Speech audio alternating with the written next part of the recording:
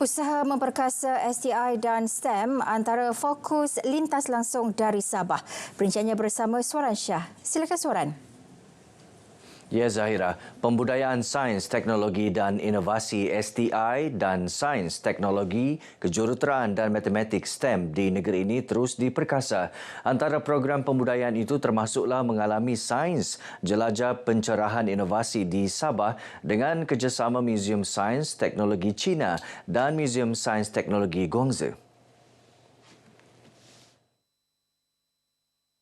Menteri Sains, Teknologi dan Inovasi Datuk Dr. Muhammad Arifin Muhammad Arif berkata, program berkenaan telah menarik lebih 133,000 pengunjung di Perpustakaan Negeri Sabah Cawangan Tanjung Aru. Ini sangat penting dan menjadi fokus kita.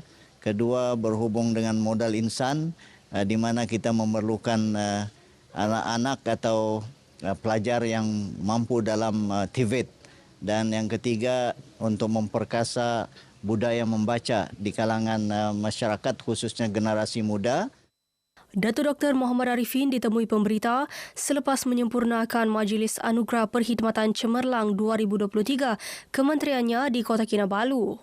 Dalam pada itu, program Kembara Sains Borneo 2024 akan bermula di Lahadatu pada 1 hingga 2 Ogos ini dengan kerjasama Pusat Sains Negara. Karnival Sains Sabah 2024 juga diadakan dengan pelbagai pengisian seperti webinar, pertandingan STEM dan pameran STI. Suruhanjaya Perkhidmatan Awam SPA akan terus melakukan penambahbaikan perkhidmatan bagi memastikan peluang pekerjaan diisi dengan kadar segera. Pengerusinya Datuk Seri Dr. Ahmad Jailani Mohamed Yunus berkata, hasil tinjauan yang dilakukan mendapati prasarana SPA sedia ada di Sabah berada pada tahap yang baik. Datuk Dr. Ahmad Jailani ditemui pemberita RTM selepas mengadakan lawatan ke pejabat SPA Tawau. Untuk tujuan itu, kita juga melihat apakah perkara-perkara yang boleh kita tambah baik lagi untuk di masa-masa yang akan datang agar peranan SPA ini dapat memberi satu platform yang terbaiklah bagi potensi-potensi belia-belia kita yang ingin berkhidmat dalam perkhidmatan awam persekutuan. Jadi kita memberi satu platform yang terbaiklah. Datuk Dr. Ahmad Jailani dalam lawatan kerja ke pejabat SPA di Kota Kinabalu, Sandakan dan Tawau bagi melihat keberkesanan usaha dan fungsi SPA di Sabah. Ia bagi memastikan keberkesanan, penyediaan prasarana dan kemudahan diperlukan agar fungsi SPA dapat dilaksanakan dengan baik.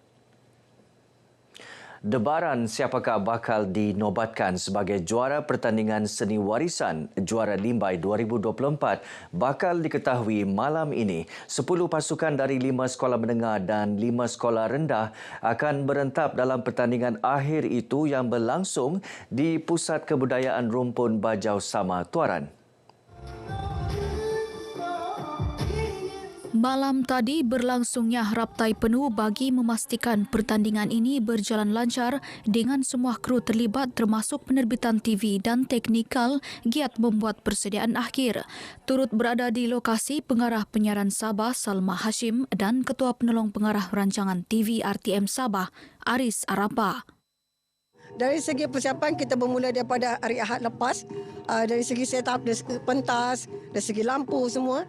Cuma dari segi rehearsal kita bermula daripada hari Rabu di mana peserta-peserta cuba membuat tarian menggunakan pentas yang sebenar. Dan kita lihat dari segi pakaian, dari segi persembahan tarian memang ada satu keunikan.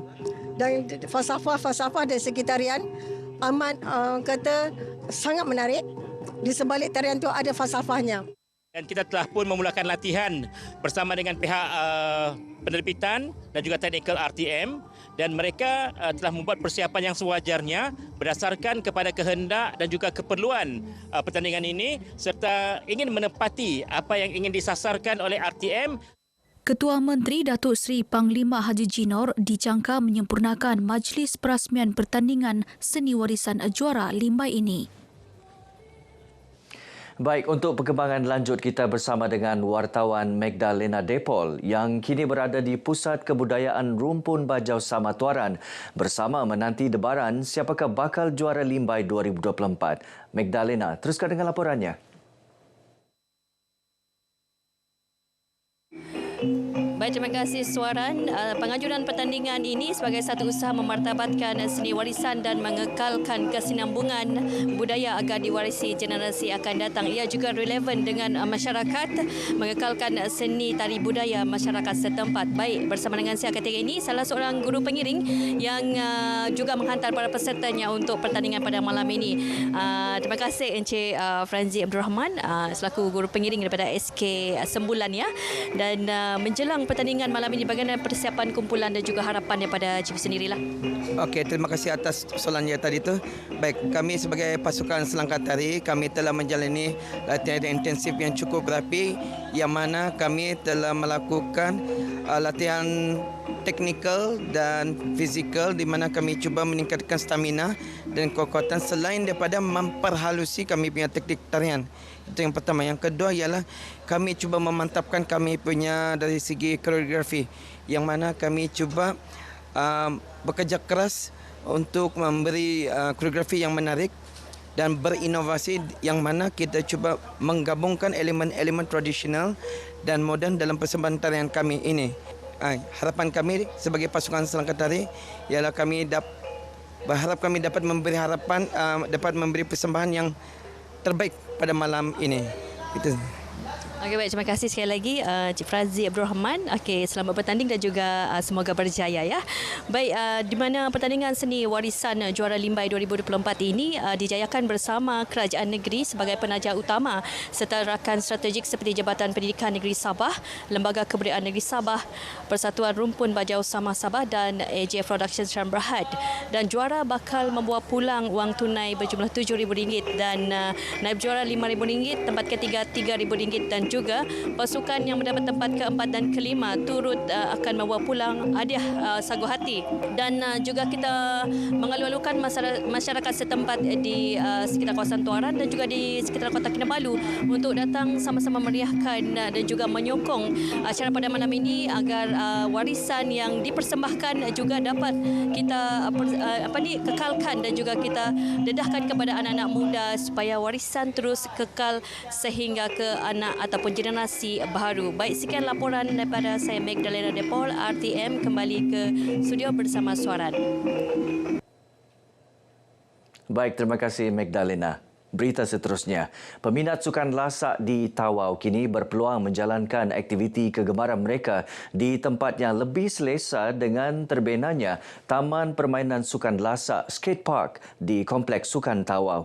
Menteri Belia dan Sukan Datuk Elron Angin berkata ia menjadi platform melahirkan atlet sehingga ke persada antarabangsa selain menggalakkan masyarakat mengamalkan gaya hidup sihat. Kita melihat skate park ini akan digunakan sepenuhnya oleh belia-belia kita, ya, untuk mengembangkan sukan ini dan juga melihat bakat-bakat yang kemungkinan boleh mewakili negeri Sabah dan seterusnya mewakili Malaysia di peringkat antarabangsa. Dan di masa-masa yang akan datang kita akan mau melihat jurulat-jurulat yang berketampilan dapat bersama-sama kita supaya membimbing anak-anak muda kita untuk memperlihatkan bakat-bakat mereka bukan saja di Tawau tapi di persada antarabangsa. Datuk Heron ditemui media selepas merasmikan Taman Permainan Sukan Lasak Skate Park. Bagi peminat sukan lasak di Tawau, mereka berharap lebih banyak bakat berpotensi dalam sukan ini dapat dikembangkan. Sebelum ni kita tiada fasiliti seperti ini, jadi dengan adanya ni dia dapat membantu generasi baru untuk bergiat lebih aktif lagi dalam sukan ekstrim. Terharu juga lah dan gembira berapa tahun tunggu kan. Kami harap ada lagi generasi yang akan datang lah pelapis untuk BMX, skate, kiralah skuter ke apa kan. Mungkin akan mewakili negeri Sabah lah khususnya. Pembinaan Taman Permainan ini menelan kos RM3 juta dan merupakan yang kedua selepas Kompleks Sukan Likas. Baik, setakat ini perkongsian dari negeri di bawah Bayu. Terus ikuti lebih banyak perkembangan semasa dalam negara bersama Zahira. Dari sungai hingga segara, Palestin pasti merdeka. Silakan Zahira. Baik, terima kasih Suaran.